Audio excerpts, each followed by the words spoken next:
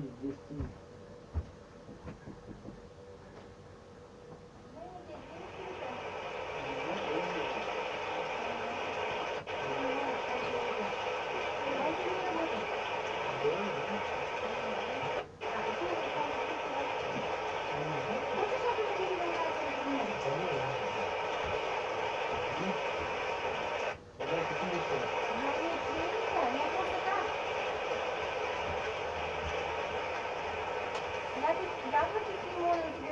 Ой, спасибо большое. Я себе купила и тебе. Они маленькие, но они очень сладкие, вкусные. Круто. Вот сюда положила. Ладно, отлично. Он завалялся, вот. Ремонт вот яблоки. Ну как хочешь, убирай куда надо, я просто тут выложу. Сережа за мной заедет скоро. У него день рождения сегодня. Нам надо будет ехать еще в одно место. Я совсем забыла. Просто мы в городе вечером бываем только по средам, а так я бываю с утра. Ты с утра работаешь. Хорошо будет тебя все теперь, да? Устроился-то. Нормально, да. А Вика тебя хотела позвать. Ладно. Чай, кофе можно пить. Да ничего мне не надо, я с тобой посижу, поговорю, хотя тебя не вижу сколько времени. Все нормально у тебя, да? Да тихонько. Ладно, ты вот в воскресенье будет Пасха. Может, ты к нам приедешь в воскресенье? Да не, я занимаюсь в основном делами. Неужели не скучаешь, ничего не хочешь, даже не приехать? Ну, ничего? скучаю, так что работать надо. Ну ладно. Искать надо себя место, где надо. Ну, долго. Давай я тебе в какой-нибудь выходной приду, помогу тебе убраться. Все мешки затолкаем, мусорные, которые... Нет, не надо будет, их я сам спрятать. Да, надо убраться, и будет у тебя хорошо все. Жень, убрать надо тут все, со мной же бардак. Видишь? Да, это там. Интернет. Там денег нет, так что не переживай. Я не переживаю.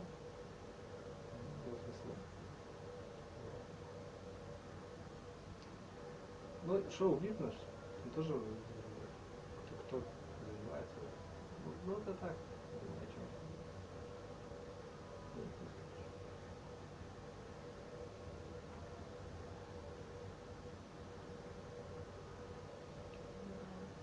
У тебя два телефона, что на одном. Так это я тебе показываю, так это старая, просто, ну, и камеры просто, я это ставлю иногда, ну, видео пока, ну, просто снимаю по себе, по своей, ну, в основном, только для съемок, работе. Денег нету там, понимаешь? Денег нет. Сейчас ты работаешь все равно, это меньше минималки тут не будут, 12 да, хотя бы? Да, вроде как, да. Да, потому что меньше они не имеют права просто платить. Поэтому все это. Может быть, одежду забрать у тебя, постирать, свозить? Давай. Я бы постирала. Ну, если что-нибудь Давай.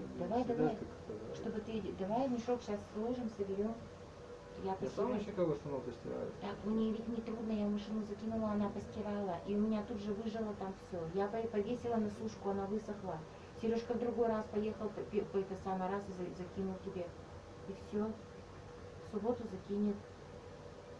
Да нет, Жень, так я постираю, хоть почище будет, оно же само стирает хорошо. Порошок есть, все это есть. Давай. Надо было сам прачку слушать. Да, прачка, чё? Прищучит, если добьется. Почему ты отказываешься от нормальной такой человеческой помощи? Была бы у тебя жена, я бы тебе даже слова не сказала, все бы вы делали вместе. Ты живешь один.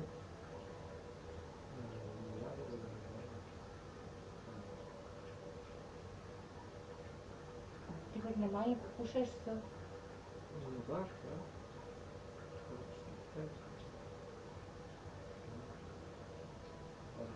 живы, здоровы. Не болел уже, все. Нет, вроде как живы-здоровы. Что-то говорят, Сережка говорит, меньше будут говорить, ничего не будет. Говорят про то, что в мае, типа июня пик будет, эта пандемия-то опять начнется. Следующий уже какой-то этот коронавирус. Но я Сережке сказала, я что-то там в Китае, говорю, опять у них что-то там тормозится с работой, или что-то, люди некоторые что-то потеряли из-за того, что вот сейчас у них опять новая волна, какой-то новый коронавирус. Он говорит, меньше говорить будем, меньше будет, ничего вот у нас не будет. У нас планируется конец мая, начало июня вот пик будет якобы. Ну не должно нормально все быть. Вроде как. Но сейчас еще все равно болеет кто-то, уже спад. Вроде как болеют люди, но уже меньше. Умирают, но меньше. Болеет мало же. Рекордсцены же. Ну ты тяжело болел-то, да? Ну и может у меня грипп был какой-то. Ну так это однозначно, вот у тебя симптомы были как у коронавируса. Все равно.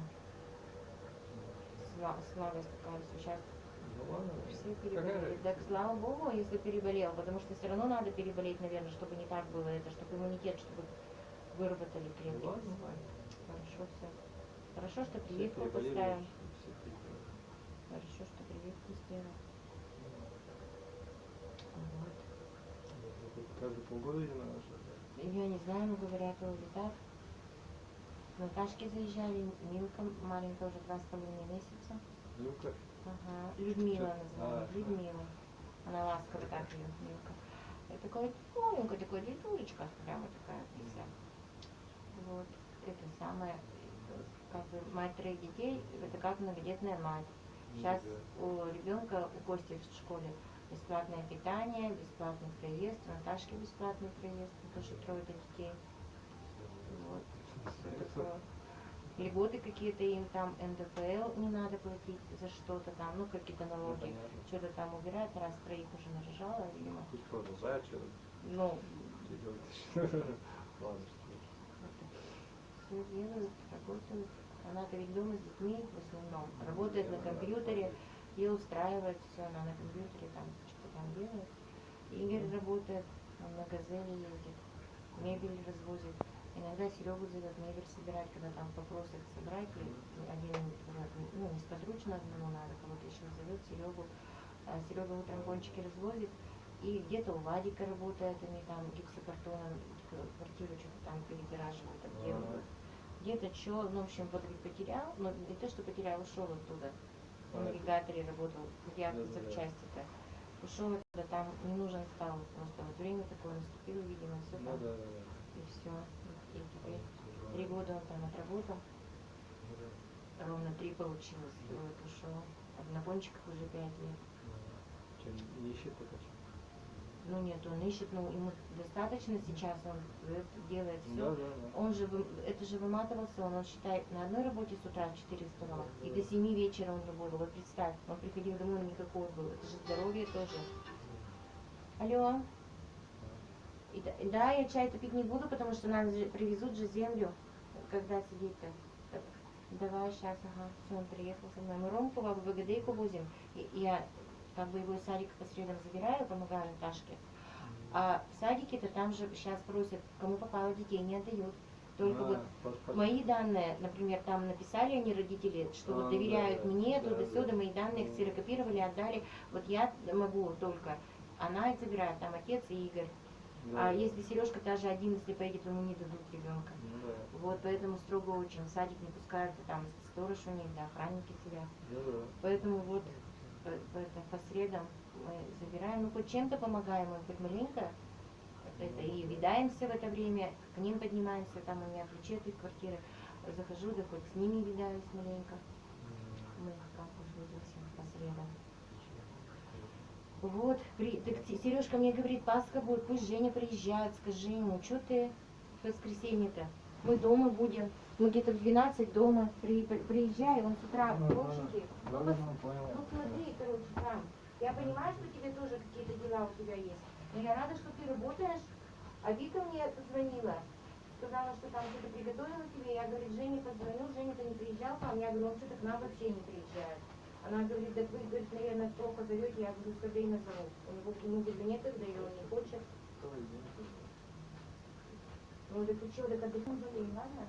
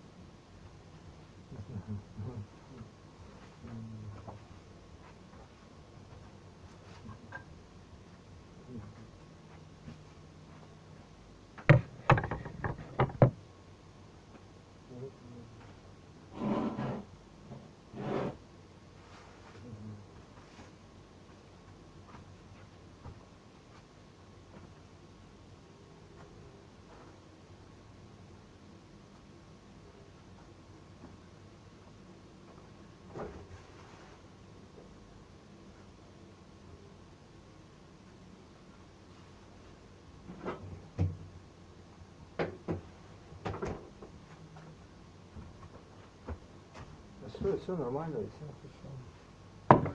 У них у всех.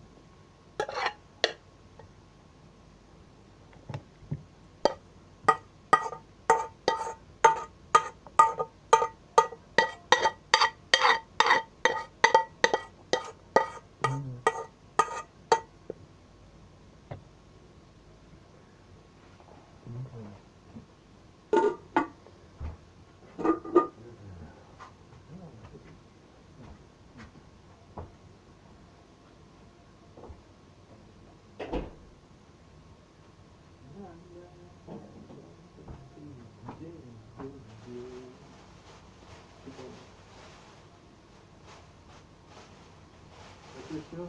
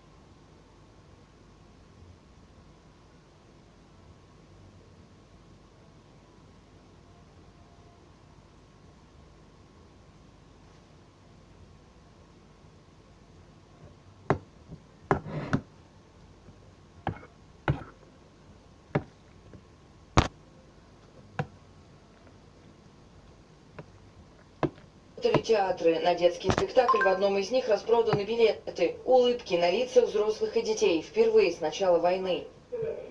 Мэр украинской столицы дал интервью телеканалу Евроньюз. Какая на данный момент обстановка в Киеве? Возвращается украинская столица к нормальной жизни?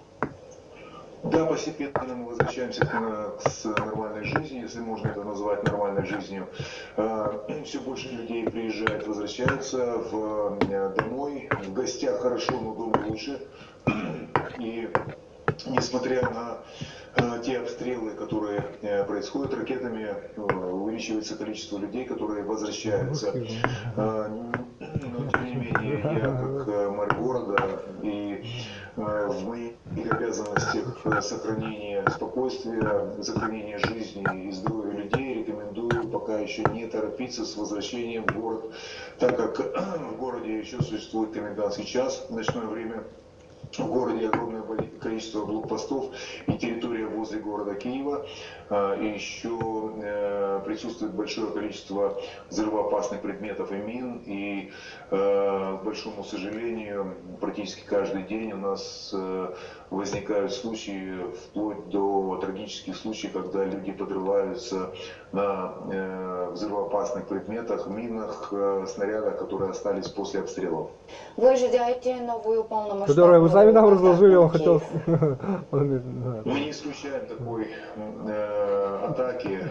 И не секрет, что Киев всегда был целью и остается целью агрессора. Захватить Киев является одной из ключевых задач. Российским агрессорам не получилось это сделать в первой волне, и от своей цели они не отказались. Мы не исключаем, что они все-таки придут к тому, что будут хотеть захватить снова столицу Украины.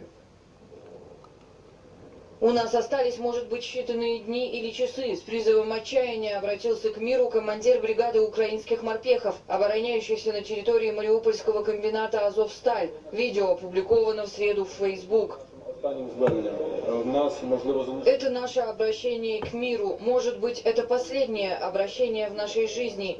Возможно, мы проживаем последние дни, если не часы. Враг превосходит нас по численности. Соотношение 10 к 1. У них есть преимущество в воздухе, в артиллерии, на суше, в технике, танках. Мы защищаем только один объект, завод «Азовсталь», где кроме военнослужащих есть и мирные жители, жертвы этой войны. Мы призываем, умоляем мировых лидеров помочь нам. Просим их использовать процедуру эвакуации и вывести нас на территорию третьего государства. Мы, солдаты Мариупольского батальона, более 500 раненых бойцов, сотни мирных жителей, в том числе женщины и дети, умоляем доставить нас в безопасное место на территории стороннего государства. Не понял. Во вторник Пентагон сообщил, что украинские военные получили дополнительные самолеты, а также запчасти для восстановления поврежденной техники. В новых поставках приняли участие также другие страны НАТО. По данным Киевского института мировой экономики, за первый месяц войны США предоставили Украине более 7,5 миллиардов евро. Причем американская военная помощь более чем на миллиард превышает помощь гуманитарную. Германия будет продолжать поддерживать Украину в военном отношении, хотя она практически исчерпала объемы оружия, которые может пожертвовать из своих собственных запасов. Ранее сайт «Политика» сообщал, что в правительственной коалиции есть разногласия. Сам Олаф Шольц выступал против отправки в Украину легких танков «Мардер». Наши действия опираются на два принципа: оказывать максимальную поддержку Украине, но не допустить втягивания НАТО в войну. Владимир Зеленский неоднократно обращался к Западу с просьбами отправить его стране боевые самолеты и критиковал партнеров за задержки с поставками вооружения. Российское руководство, напротив, заявляет, что наращивание военной помощи НАТО ведет к затягиванию конфликта. Социологическая компания Ipsos провела опрос в 27 странах, согласно которому только 36% респондентов желают, чтобы их страны посылали Украине оружие. 72% выступают против открытого участия их стран в войне. В Израиле и на палестинских территориях сохраняется напряженность после первых за несколько месяцев израильских авиаударов по сектору Газа в ответ на ракетный обстрел из палестинского анклава. Во вторник на западном берегу реки Иордан палестинцы протестовали против намерений еврейских националистов провести марш к Хомишу. Это поселение было эвакуировано Израилем в 2005 году, но сейчас поселенцы требуют его восстановления. По Иерусалиме с пятницы продолжаются столкновения, совпавшие с еврейским праздником Песахом и мусульманским месяцем Рамаданом. В стычках с полицией были ранены более 150 палестинцев. Я с предельной серьезностью отношусь к замечаниям, обвиняющим Израиль в насилии, которое направлено против нас. Есть те, кто поощряет бросание камней и применение насилия против граждан государства Израиль. Для нас это неприемлемо. Во вторник ночью израильская авиация подвергла бомбардировке предполагаемый оружейный склад исламистского движения Хамас в секторе Газа, после того, как накануне из палестинского анклава по территории Израиля была выпущена ракета. Как сообщается, к жертвам эти обстрелы не привели. В Брюсселе перед судом предстали подозреваемые в оказании помощи исламистам, совершившим серию терактов в Париже в ноябре 2015 года. По мнению следствия, 14 человек, среди которых одна женщина, перевозили, размещали у себя или финансировали джихадистов, подготовивших нападение, находясь на территории Бельгии. Можно ли назвать этих людей сообщниками? Очевидно, именно это и предстоит установить. Речь идет о людях, которые подозреваются в том, что оказали помощь до или после совершения терактов тем, кто замешан в парижском нападении. Не могу говорить за всех подозреваемых, но мои подзащитные к радикальному исламу вообще отношения не имеют. Их обвиняют в оказании разовой помощи. Они это отрицают. Суду предстоит выяснить, знали ли подсудимые о намерениях тем, кому помогали, и от рук которых погибли 130 человек. Если их вина будет установлена, им грозит от 5 до 15 лет тюремного заключения.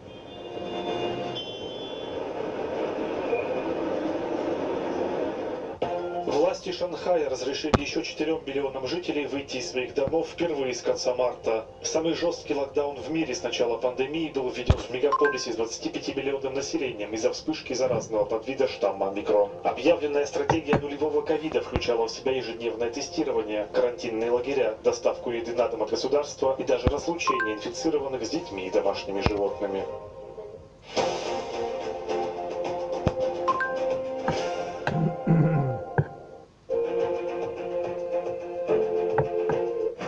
Эммануэль Макрон, Марин Ле Пен. Кто будет руководить Францией следующие 5 лет? Следите за новостями на euronews.com и в мобильном приложении.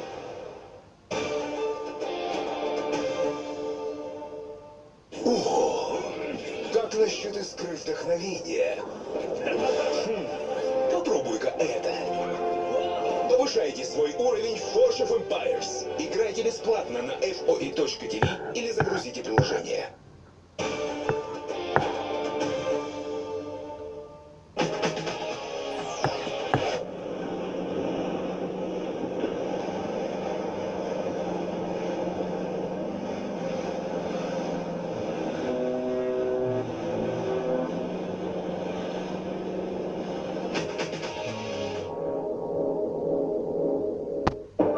Мы солидарны с Украиной. Со временем они присоединятся к нам. Они одни из нас. Мы хотим, чтобы они были с нами. Нападение на одного из наших союзников приведет к реакции всего Альянса. Поступая так, мы не провоцируем конфликт, а предотвращаем его. Не Россия приближается к НАТО, а НАТО приближается к России. Все, кто дестабилизирует Европейский Союз, делают это для того, чтобы мы не были едины. Голос каждого лидера, каждой страны, призывающей русских прекратить эту войну, по-моему, важен. Газ может подорожать, но свобода бесценна.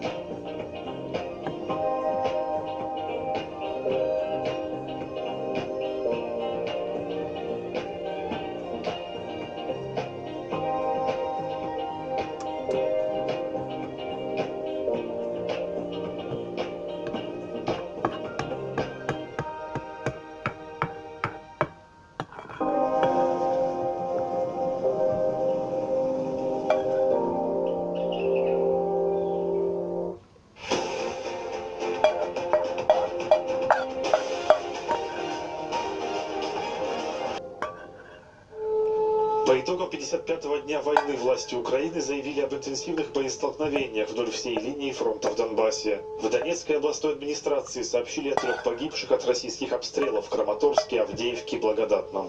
В утренней сводке Генштаба ВСУ говорится о новой попытке штурма Марьинки в Донецкой области, контроль над которой был восстановлен накануне в результате украинского контрнаступления. Продолжаются бои за город Кременная. Минобороны России вновь предложила сдаться украинским морпехам, обороняющимся на территории Азовстали. По словам Владимира Зеленского, российские военные блокируют любые попытки организовать гуманитарные коридоры из Мариуполя, а жителей пытаются депортировать или даже мобилизовать в армию. В ночь на среду агентство РИА Новости опубликовало видео, в котором, как утверждается, запечатлена эвакуация мирных граждан с завода Азовсталь. Те же самые радикалы и неонацисты не гнушаются прикрываться от наших военных на заводе Азовсталь тем, что спустя месяц блокады они вдруг сообщили, что все это время с ними якобы находятся мирные граждане. Это при том, что до вчерашнего дня они об этом не сообщали. Не вспоминали ни о каких гражданских, даже когда окруженные военные сотнями шли сдаваться в плен. Таким образом, они лишний раз себя изобличили. На этом объекте мирные жители могли оказаться только в качестве живого щита. В интервью каналу CNN мэр Харькова Игорь Терехов заявил, что с воскресенья центральные районы города подвергаются непрерывному обстрелу. По словам градоначальника, за последние 2 дня погибли по меньшей мере 15 харьковчан. Более 50 получили ранения.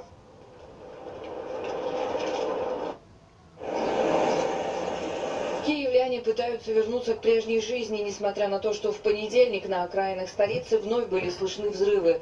Открылись некоторые магазины, заработали театры. На детский спектакль в одном из них распроданы билеты. Улыбки на лицах взрослых и детей. Впервые с начала войны. Мэр украинской столицы дал интервью телеканалу Евроньюз. Какая на данный момент обстановка в Киеве? Возвращается украинская столица к нормальной жизни? Да, постепенно мы возвращаемся к нормальной жизни, если можно это назвать нормальной жизнью. Все больше людей приезжает, возвращается домой, в гостях хорошо, но дома лучше. И несмотря на те обстрелы, которые происходят ракетами, увеличивается количество людей, которые возвращаются.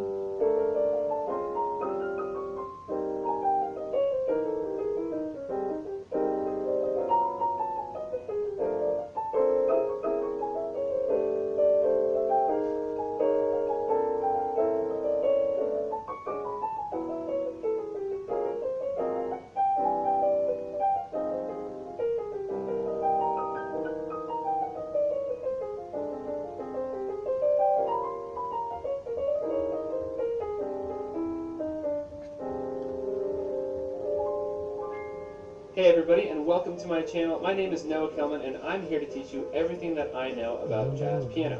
Today, we're going to be going over some of the absolute most fundamental left-hand voicings that you should absolutely have under your fingers if you want to have all of the freedom you possibly can to go off with your right hand while your left hand is just comping for it. In addition to that, these of course can also be useful for stride piano, you know, playing a bass note and then playing a chord in your left hand. So, we're going to take a look at the ones that are, in my opinion, the most important to know right from the start. Really quick, if you're new to the channel, please consider clicking subscribe and hitting the notification bell so you don't miss any more videos just like this one in the future. That said, let's dive right into this. Now, before we look at our first quick clarification, we're going to be mainly talking about rootless voicings today. So that means voicings that aren't dependent on playing the root in your own left hand to hear the tonality of the chord. So, you know, these can be particularly useful if you're actually playing stride piano, right? Because with a stride piano, you can almost think of your pinky here as the bass player, and then this left hand as, you know, your comper, or the pianist's left hand, right? So we actually have kind of a separate bassist. Or, of course, if you're playing with an actual bassist, then these rootless voicings are great as well. All right, so let's get started here. So I think maybe what is recognized as potentially the most fundamental left-hand voicing pattern actually comes from the great Bill Evans. Now, don't quote me on that, but at least in my experience, I have seen this taught most often, and this was taught to me very early on by my amazing teacher, Rick Montalbano, from upstate New York. So, we're going to start and take a look at this here. So, let's just start in the key of C major, actually, here. So, obviously, a 2-5-1 in C major is going to be D minor to G7 to C major 7, keeping it simple. So let's say we have just D minor 7. Now, in most cases, as jazz pianists, we can kind of take that to mean D minor 7, but, you know, you could probably throw a 9 in there, right? It's not going to change the scale that we use to throw a 9 in there. The 9 is still part of the, you know, D Dorian scale. And so really, when we add an extension like that, it's typically accepted, right, as long as it's not going to clash with what another musician is doing. So we could build this D minor 7 and add a 9, so now it's a D minor 9. So 1, flat 3, 5, flat 7, 9. Let's get rid of that bottom note. Okay, right here is already the first of our kind of Bill Evans left-hand voicings here. So we have flat 3, 5, flat 7, and 9. So that's our D minor 9 voicing. Now, a really, really important thing that we've talked about a lot on this channel that is not only essential to left-hand voicings, but really voicings in general, is good voice leading. So if we can just change one note in here to get to our next chord, as opposed to having to go, you know, up here like this now to get up to G7. Sorry, I should put a D in the bottom there. Right? Or something like that. We don't want to have to do these kinds of big jumps. It just doesn't sound nearly as good as changing that one note. So really quick, why does this work for those of you that don't know? Well, in D minor, remember, all of our numbers are based on the D major scale, which is why we have flat 3, 5, flat 7, and 9. But as soon as we have a G7 chord, now all of our numbers are based on the G major scale. So we need to have the 3 and the 7 in the chord to make sure that you can hear what type of chord it is. So right now, if we keep this same chord, we actually get the sound of a G sus 13. Because we have flat 7, 9, and then we have a sus 4, but no 3. The 4 is replacing the 3, and this 13 right here. But if we do this, now we have flat 7, 9, 3, 13. So we have the makings of a lovely G13 chord. So we go D minor 9 to G13, and then we can do a couple different options here for the C major. We could do this, which is 3, 5, 7, 9, a nice major iteration of this minor 9. We make it a major 9, right? So this is our pattern right here. Or if you wanted a slightly different sound, you could also do this. This is also very, very common, very, very often used jazz voicing. Really nice, honestly. And this would be a C6 9. So we've got 3, 6, and 9. The 6 replaces the B, which is a 7. So that's what we get, a 6, 9. That's why we call it that. So here's our full pattern.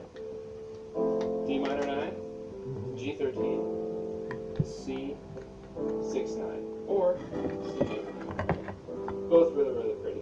Really quick, if you're getting a lot out of this video, please be sure to hit that like button. That really, really helps me out on this channel.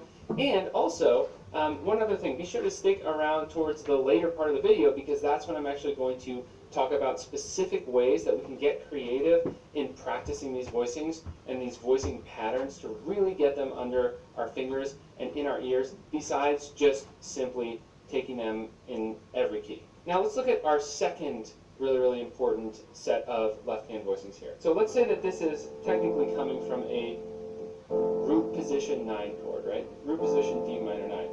So what if we actually invert this rootless voicing in our left hand? Well, we get, this is our first inversion, and if we do it one more time, we get this inversion. Now, funnily enough, in the key of D minor, this is a little bit too high up on the piano. So let's actually switch keys here just so you can really hear how this sounds. Let's now take a G minor 9. So 1, flat 3, 5, flat 7, 9. So if we remove the root, we get this rootless G minor 9. You should understand that hopefully by now. And if we invert up once, we get that. And if we invert up again, we get this shape. So this shape, I'm going to actually just move down the octave here. Just like that, right? And so now our shape is flat 7, 9, flat 3, 5. Very commonly called Bill Evans voicing, or voicings. Let me know in the comments if you know what people generally refer this to this.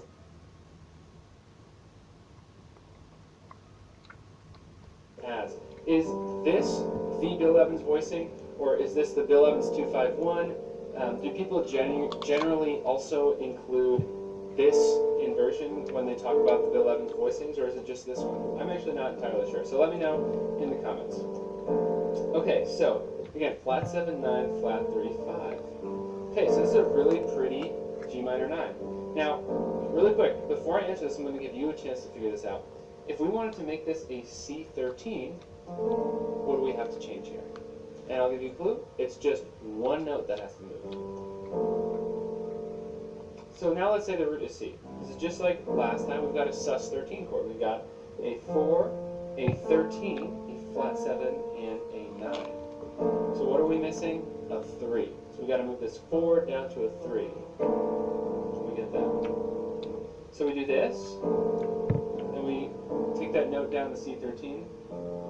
And we can actually land here like this. This is a really nice option. We have 7, 9, 3, 5. This is a really pretty left-hand voicing option. We can also do this, and look what we have. We have 6, 9, 5. F6, 9. Alright, so that is pattern number 2. Right? Another inversion. Really, really nice. Or, of course, we can do this one as well.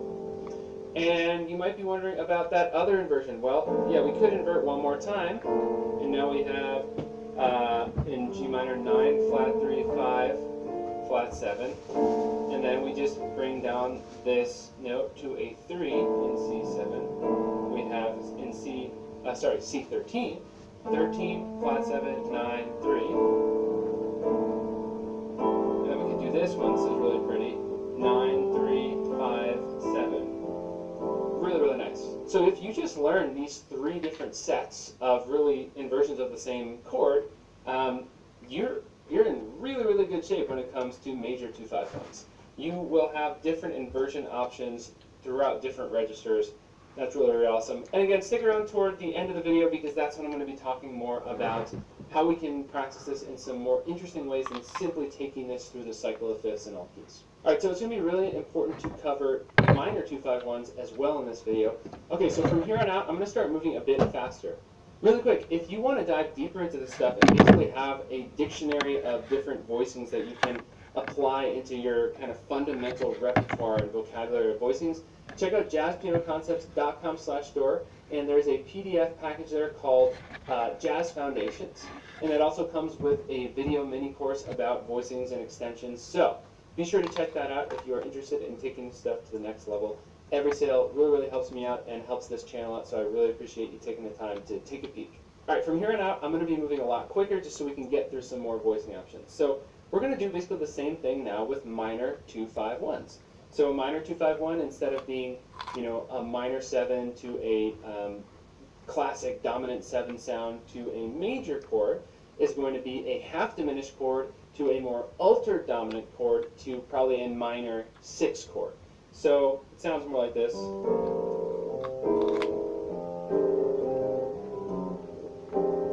Okay, so let's take a look here. So staying in the key of F, we're going to do F minor. Here's one. So this one is commonly done as just just 3 notes, so you could do flat 7, flat 3, and flat 5. Or you could add that 9 in, depending on the sound you like most. Obviously the 9 is not an essential note, and it can determine whether you're in a low Korean or low Korean sharp 2 scale.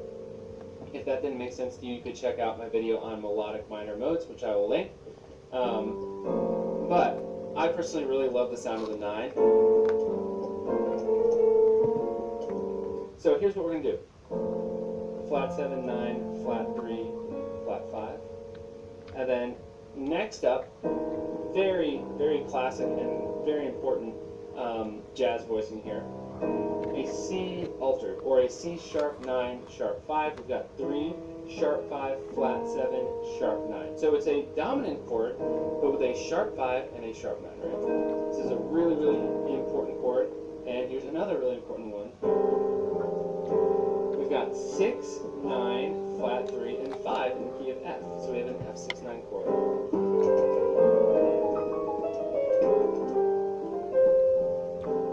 Awesome. And of course we could look at some other inversions here. Now the first inversion we would do here isn't used that often, especially for the second chord. I mean, it's interesting. I don't love it personally. More commonly you're going to see this. So flat 3, flat 5, flat 7, 9. And then for the C altered, we'll do flat 7, sharp 9, 3, sharp 5. Really common structure. And then another really common structure for the F6-9, F minor 6-9, flat 3, 5, 6, 9. Beautiful.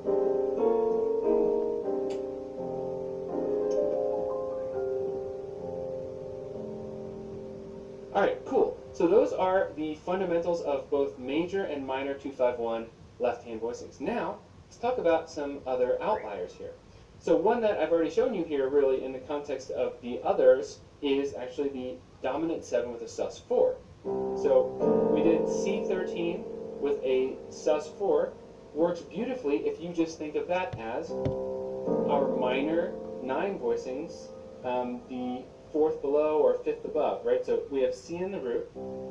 So if we do a G, which is a 5th above C, so C sus is G minor 9, right? C13 sus4 here, beautiful.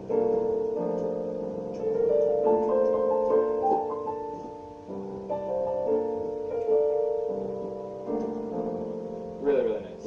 Now another variation we can do here, right? So we've got C sus 13, and then we were doing this for C13, but what if we wanted a flat 9? Well, guess what? Just flat the 9.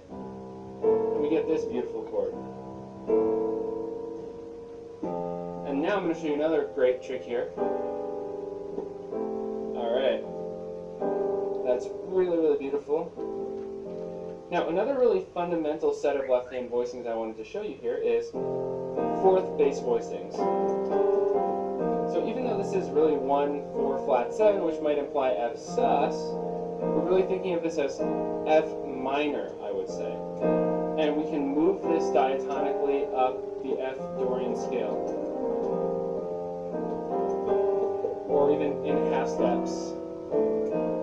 These are really, really pretty fundamental to pentatonic improv, coming from the McCoy-Tyner style improvisation. I actually do have a video much more about this and about McCoy-Tyner style, which I will also link up above and in the description. So be sure to check that out as well if you're interested in learning more about this stuff. And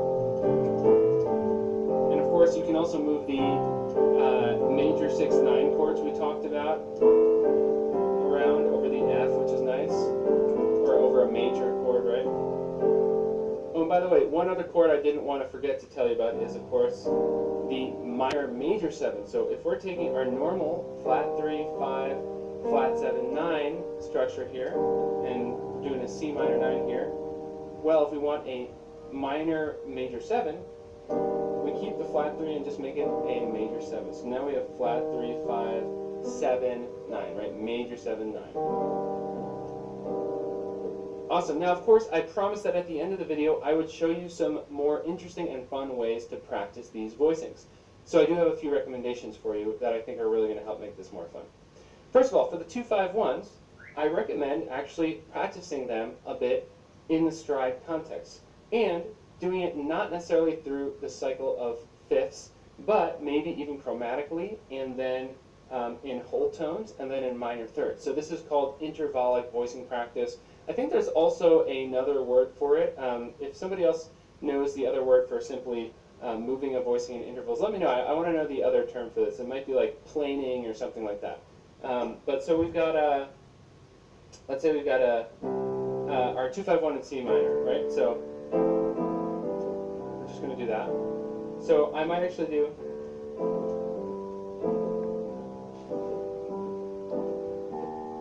So I'm just moving in half steps now.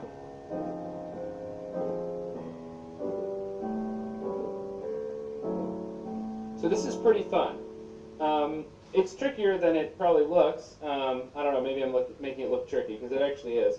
So I'd actually recommend trying to do some improvisation while you do this. So you're simultaneously working on hand independence, solidifying your left hand voicings, and working on improvisation over some kind of tricky progressions here. Because we're doing ascending 2-5-1s, which is not easy.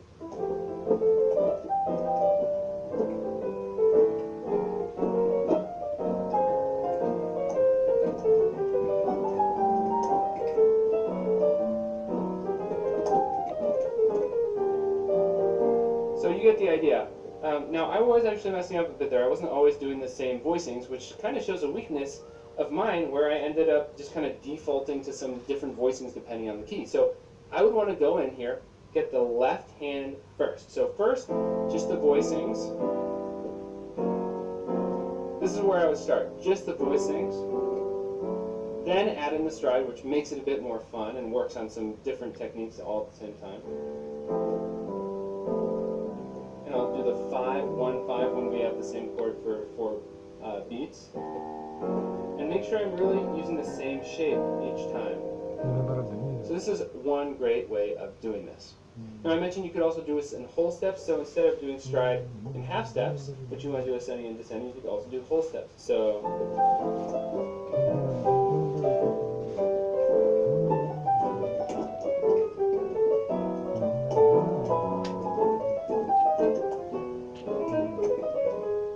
okay, so that's a bit tricky. Maybe very, very tricky, I dare say. So take your time with this. That's a really, really fun way of practicing this. Now, another suggestion I have for practicing this is actually almost the opposite of what I just said. So this time we're going to almost do this completely freely. You can do it in any key you want. And I want you to just always know what key you are in and improvise in your right hand. So you can do some bass notes if you want, but this is more of a rubato solo piano type exercise. So you can imagine you're just kind of by yourself, alone in the corner while people are eating dinner, and you're just kind of filling in space, but always using this little 2-5-1 pattern in different keys. So.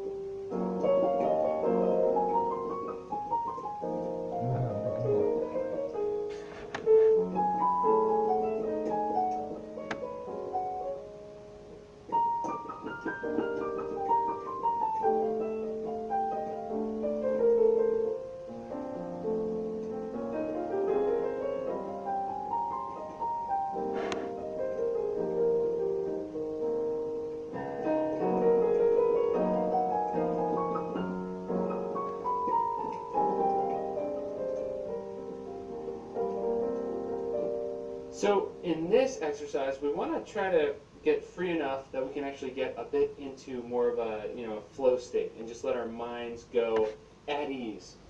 So this is about almost thinking less and letting these voicings integrate into what you do and starting to really hear yourself move into different keys. I think a really important concept here is that instead of deciding based on an exercise where you're going, you're really deciding more based on where you want your right hand lines to go, and then adjusting your voicings based on that. Alright, thanks so much for watching. That's all I've got for you today. And if you enjoyed this video, please be sure to hit that like button. It really helps me and the channel out. And also check out jazzpianoconcepts.com/store jazz foundations, got some really, really great voicings in there as well. And if this was your first time stopping by, I've got lots more videos rolling out and lots more on the channel, so please be sure to hit the subscribe button and click the little bell to turn on notifications so you are one of the first to know when I release more videos. Alright, thank you so much for watching, and I'll see you next time.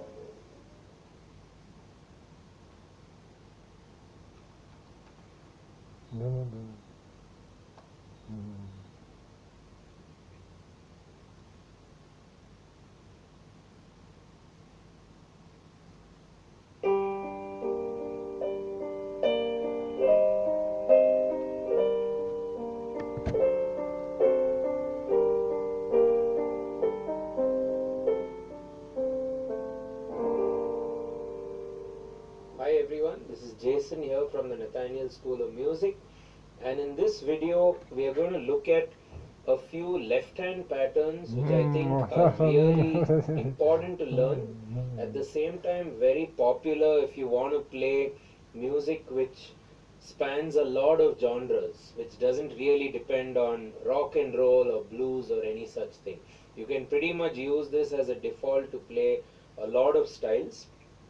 And while doing this lesson, we are also going to look at three very, very important chords which you can play with the left hand, and also use that to train your ear and musicianship.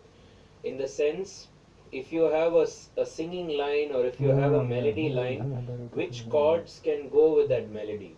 So that's also what I wanted to share. And at a sort of a beginner level, if you're watching this, you can also get started with your left hand to play these really, really important and easy chords which can be used to play, as I said earlier, a wide variety of music, whether it's folk music, whether it's children's music or nursery rhymes, or whether it's some simple classical music as well, right?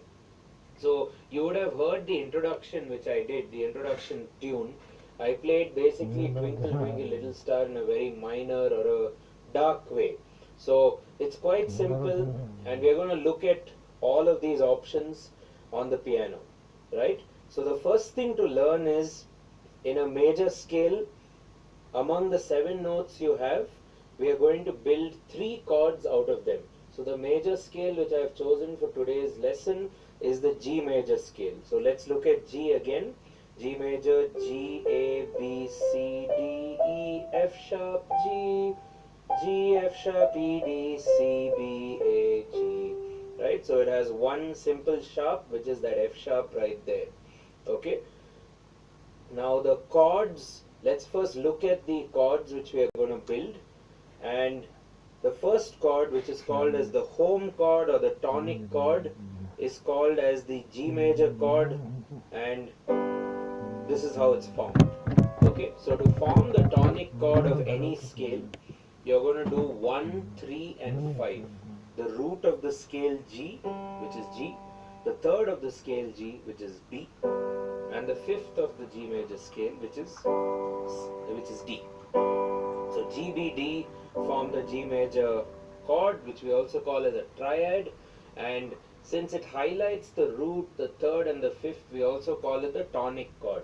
We feel that the song is very stable or very resolved or very much at home when we play this chord. So you could do the tonic, which is 1, 3, 5, and in the G major scale G, B, D. So I hope you figured that one out. And then to support the tonic, or to sort of tell a story around the tonic, wherein you can shift from one to the other and sort of create a journey, you have 2 other chords which I think are very simple. You have the subdominant chord and the dominant chord. So first let's look at the dominant chord, and the dominant chord is formed using the 7.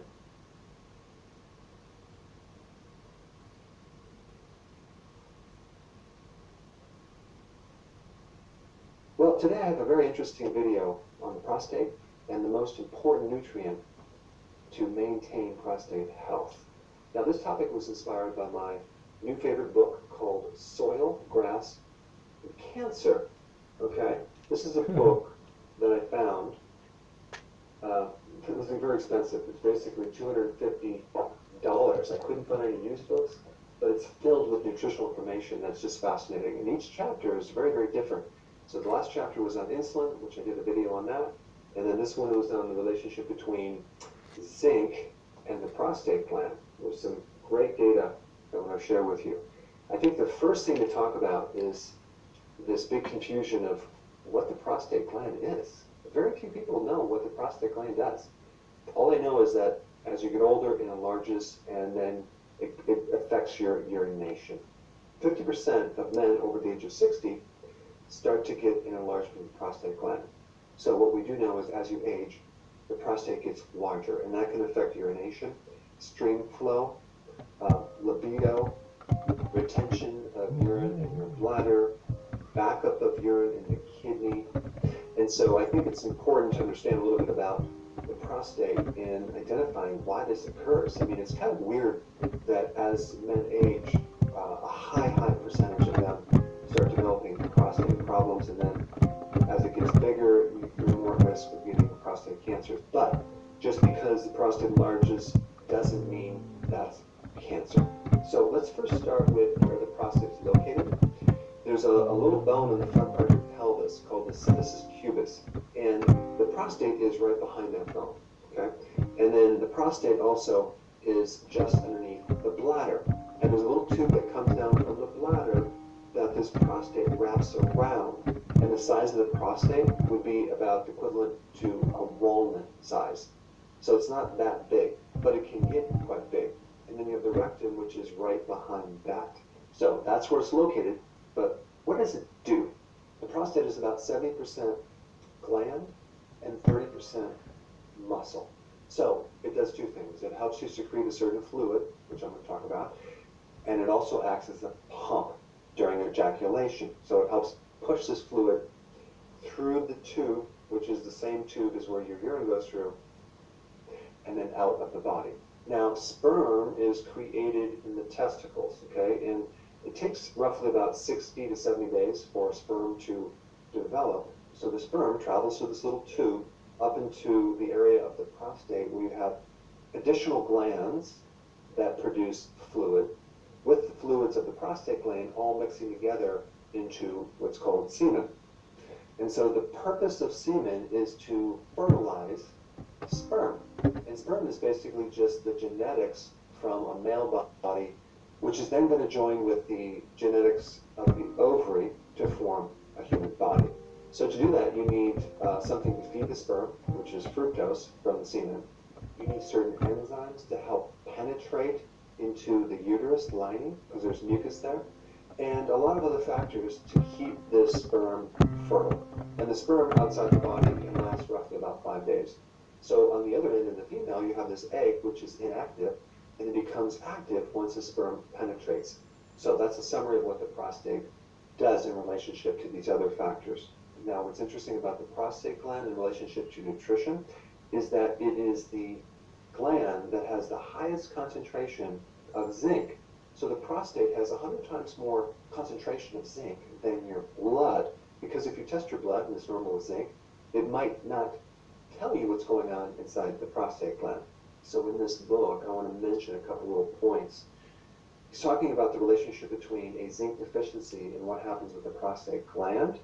It actually enlarges. There was a study done, and I will put some links down below, that shows a normal prostate, okay, and the level of zinc that's in it. It's like 744 micrograms. And then you have a mild hypertrophy or enlarged prostate gland that had a lesser amount of zinc, which is 486 micrograms. Then they tested people with chronic prostatitis, and that was at 470 micrograms. Now, remember, this is all compared to a normal prostate gland, which has 744 micrograms. And then he talks about prostate and the cancer related to zinc. Apparently, that level was actually, on average, 273 micrograms of zinc. So we have this relationship between a zinc deficiency and inflammation in the prostate gland, enlargement of the prostate gland, and susceptibility to getting prostate cancer. Very, very interesting.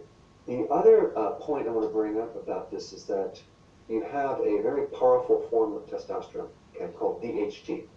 So testosterone can convert to DHT with a certain enzyme, okay, and that's called 5-alpha reductase. And so there are certain medications that inhibit that enzyme to help reduce DHT for male pattern baldness, prostate hypertrophy, erectile dysfunction, because too much of that hormone, DHT, can create bad effects. But what's interesting about that is zinc is a natural inhibitor of that enzyme. Fascinating. And we also know that people with low testosterone are usually zinc deficient. So zinc is the most important trace mineral to make sure your testosterone is high, make sure that the fertility of sperm is there, and to make sure that the size of the prostate is maintained. Now to make it more interesting. Why would someone be deficient in zinc? That's the big question. Okay? I'm going to go through the reasons. They don't consume enough red meat. Now think about this. What is the big push now with, especially men, as they get over age 50? Don't consume red meat. Red meat is bad. Well, they never differentiate the quality of red meat. Okay? They lump red meat into one group. They don't differentiate between processed meats and grass-fed organic. They just lump it into one big concept and tell you to get off red meat, and they tell you to lower your cholesterol in foods, which happen to be the building block of testosterone. And then what do they tell you to eat? Eat plant-based. Make sure you're eating enough whole grains, which is loaded with phytic acid. Probably the biggest thing that blocks your ability to absorb zinc. In fact, 2 billion people on this planet are deficient in zinc, probably because they're consuming too much cereal and too many grains, okay? Now, the other interesting thing about aging is that when you age, you lose the concentration of stomach acids. And we need stomach acid to be able to absorb this zinc. If you have low stomach acids, you're not going to absorb zinc. Not to mention, if you're taking an antacid, you're going to be deficient in zinc. If you're taking a diuretic, that medication will deplete you of zinc. If you're taking statins, you'll have significant zinc deficiencies. Alcohol is another effect of libido. Sperm count, the size of your prostate, and eventually your urine flow. One of the best sources of zinc is shellfish, as in oysters, but the second best source is red meat. And to be totally transparent, I do have a zinc product. It's my trace minerals product. But I'm going to tell you right now, taking zinc is not going to guarantee any type of cure for enlarged prostate, lower testosterone, reducing your risk of prostate cancer, or anything related to any medical condition, because there are a lot of other factors involved. Your diet, how much alcohol you drink, how much stress you go through, and a lot of other factors related to your medications, etc., etc. All right, so now that you know a little bit more about the relationship between zinc and your prostate, I wanted you to watch this next video on zinc, which is quite interesting. Check it out.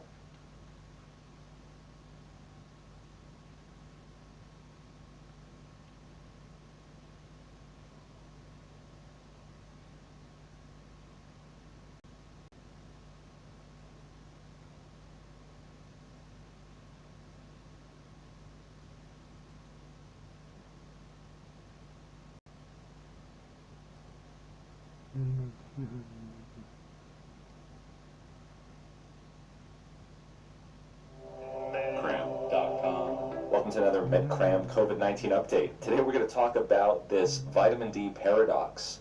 Why is it that low levels of vitamin D are associated with severe COVID-19, but when we prospectively supplement with vitamin D, we don't improve COVID-19 severity? So here's a paper that was recently published, peer-reviewed in fact, 1,176 patients admitted to the hospital. What they found was that patients with less than 20 nanograms per milliliter of vitamin